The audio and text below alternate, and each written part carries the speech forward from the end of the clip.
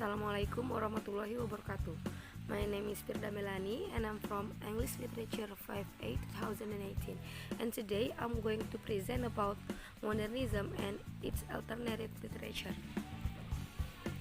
In November 1910, the eyes of London gallery goers had been opened wide to the blazing colors and visual fragmentation of Cezanne, Van Gogh, and Gauguin at the exhibition organized by Roger Fry of Manet and the Post-Impressionists.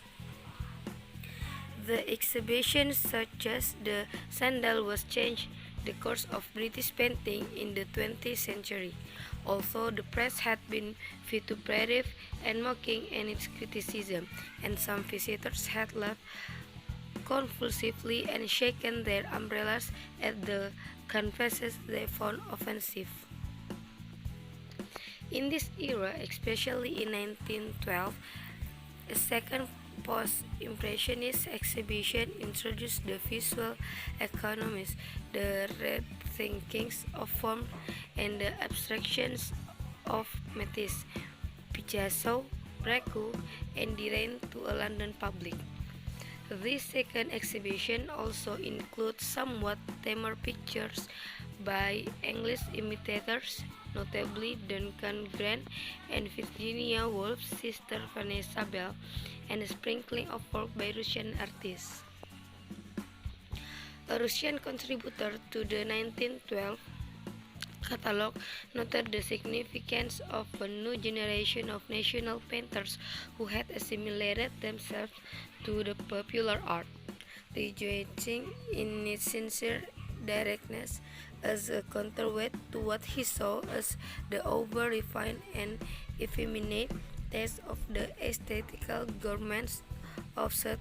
Petersburg.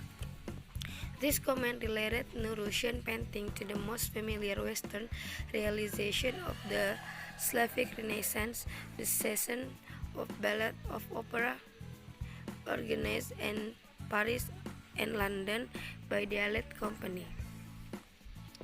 Despite its reputation for being strict and insular, pre-war London had courteously emerged both as responsive to aesthetic novelty and as a focal point in the international dissemination of an art which seems as distinctively modern as it was innovative.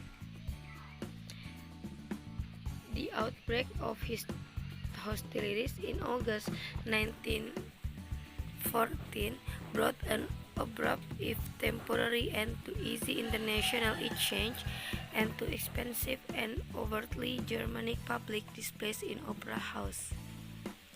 A sense of fragmentation, which was as much geographical and historical as it was cultural and psychological, haunted the experimental text of the 1920s.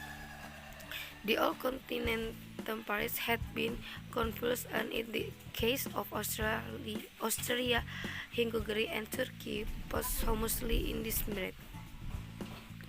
This era was characterized by a break with one's self-awareness of traditional writing methods, both in poetry and prose fiction.